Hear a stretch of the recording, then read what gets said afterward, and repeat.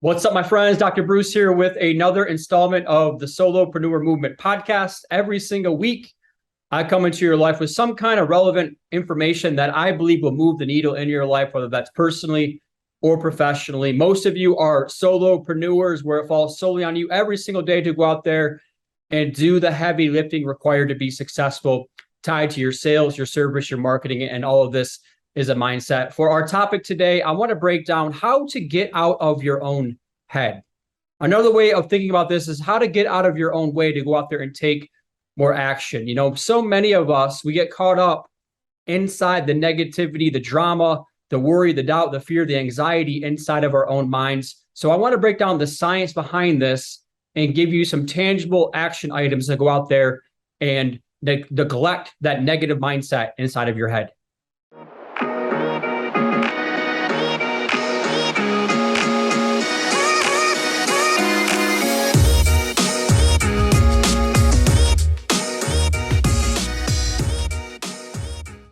All right, my friends, let's break down how to get out of your own head, or really how to get out of your own way a lot of times, right? At the end of the day, we can be our worst enemy. We're our harshest critics.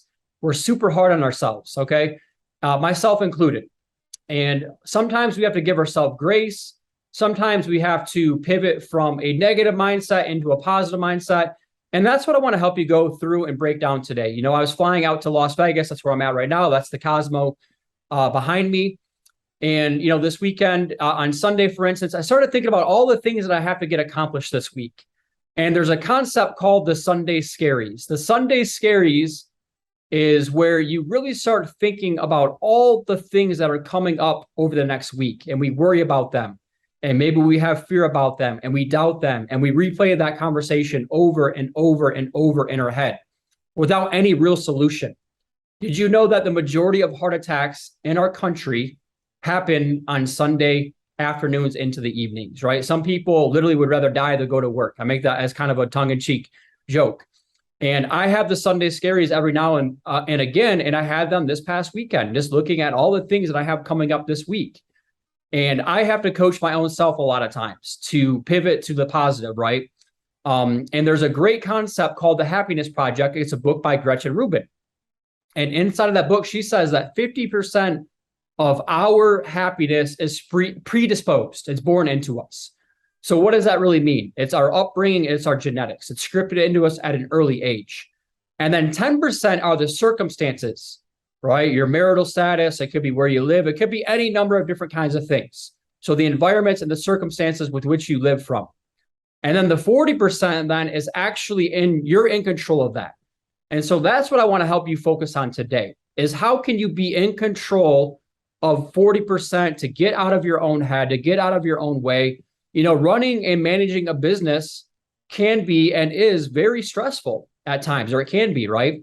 And I coach people that are solopreneurs where it falls solely on you every single day to go out there and your sales, your service, your marketing, and all of this is a mindset. And there's a term in the psychology or the behavioral sciences world, having a PhD in human performance, I love to geek out on this stuff. It's negativity bias. And negativity bias is if a negative thought and a positive thought have the equal amount of, attention, we typically gravitate towards the negative, unfortunately. So that's that negativity bias. A lot of us would rather, turn on the news and see the drama.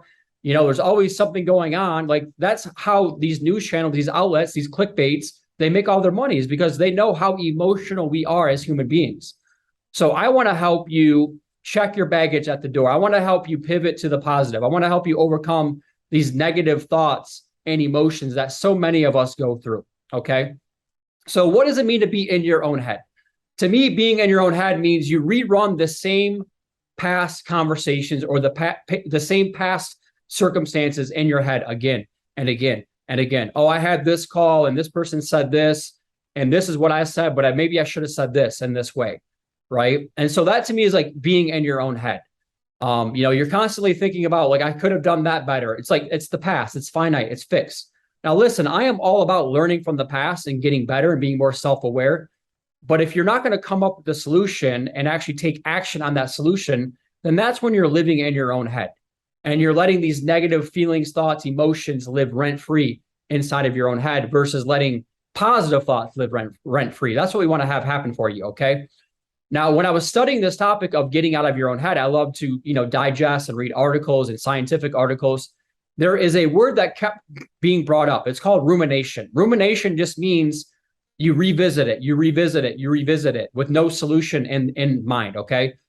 So we have all these different, we ruminate on self-defeating thoughts. We're not good enough. We compare ourselves up to other people. Like these are all things that I believe are emotional cancers, or they can be. All right. So when you compare up to others, you typically compare up to somebody who's been doing it for 5, 10, 15, 20 years longer than you. Okay. I'm all about comparing up and learning from others. I wrote a book when I was 25 called Nexpert, where you're the next expert. Okay. But when you're comparing up and it's causing you to be paralyzed and have imposter syndrome, then that's not a good thing. Right. And so remember, I go through these same emotions. I'm still a younger, newer coach. I'm 5 years into my business. I'm not yet where I want to be, but thank goodness I'm not where I once was. But when I study some of these top, the Tom Ferrys of the world, the Brian Buffini's, insert whichever coach who has been doing it for 20, 30 years longer than me, Larry Kendall, right? It's easy for me to have imposter syndrome. And so again, like I can get in my own head where I'm never going to be as good as that person, or, that person's only a real estate coach or only a mortgage coach. At the end of the day, I'm a business coach. I'm an entrepreneur coach. I'm a solopreneur coach. And so I have to re-tap back into what does make me different and special. So a lot of times I love going back through and reading my own bio to get out of my own head, to overcome imposter syndrome. Okay. So these are just some different things that I want to help you kind of go through. All right. Now, there are 3 steps that I learned, that I kind of wrote down, that I'm going to implement, and I already was implementing, to get out of my own head. Number 1 is you have to have a trusted board of advisors that you can lean on. A board of advisors are your biggest advocates. They could be your best friends. They could be your business partners. They could be, your referral partners. They could be your connectors, like vendors and stuff like that. Whatever word that you want to use, but I want to have a top 25 advocates that they have my back and I have their back. And anytime I feel like I'm getting in my own head or getting in my own way, I can pick up the phone and call them, and they're going to make time to talk to me. Okay. The second part of this then, maybe the most important, guys, quite frankly, guys and girls, is to take action. Okay. So go out there and actually take action. So whenever you're in your own head, like at the end of the day, I always ask myself, what's the highest use of my time right now to generate more business, or to generate new business? That could be calling on new clients. That could be calling on my potential clients. I'll be calling on my past clients. Again, so I want to take some type of action. So for me right now, like this podcast, for instance, I check into the hotel and I have about an hour and a half of downtime. I'm like, well, what's the highest use of my time right now to go out there and maybe generate more business? So I like to do a weekly podcast. So I just sit down right now. I fire up the laptop.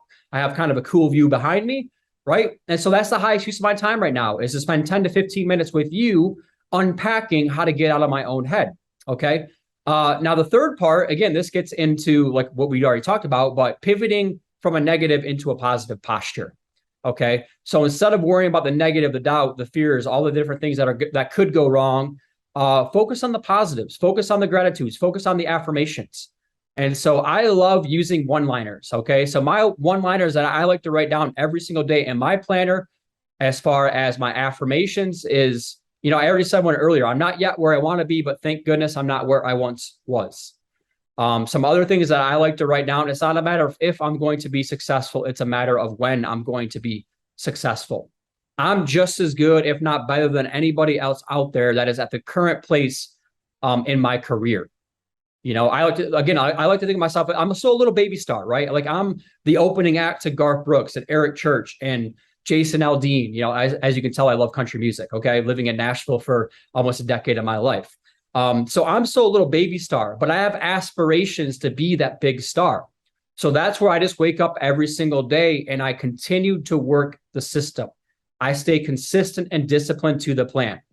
As Rev Run used to say, do your best, forget the rest. And so as long as I'm taking action, as long as I'm doing things that are high value activities, as long as I'm staying focused on the end goal, and I just wake up every single day, because at the end of the day, we're going to get hit in all these different directions. And we have to move in the opposite direction of the world's negative pull. that is going to face us. That negative pull could be your own thoughts, your own emotions. It could be external things that are happening around you. It could be with your family and your friends. It could be with the market, right? There's a lot of different things that we have to overcome when it comes to these types of things. So I hope this message helps you.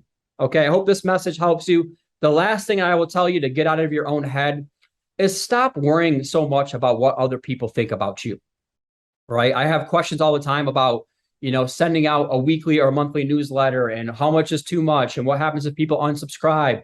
What happens if I pick up the phone and I call somebody, for the third time this week and they don't answer? Am I being a nuisance, right? Like, these are things that I'm talking about, tangible things that we get in our own heads about. And at the end of the day, we're all human beings. We do all have emotions. And I can almost promise you and guarantee other people are not that consumed about you. And as long as you're coming at it from a place of abundance and you're coming at a place of gratitude and helping other people, then stop worrying about what other people, if they're going to hang up the phone on you or if they're going to unsubscribe to your newsletter, right? If you try to make everybody happy, you're guaranteed to be unhappy yourself. So let's help you pivot to the positive, get out of your own head by, number one, having a board of advisors that you can trust and call on at any time. Number two is take action. At the end of the day, there is great power in taking action. And of course, number three, stay focused on the positive. Have a mindfulness, be self-aware, practice gratitude and affirmations. I know none of that is new, but it's worth repeating. Unfortunately, in all of our lives, common sense isn't always common practice. Have a great week.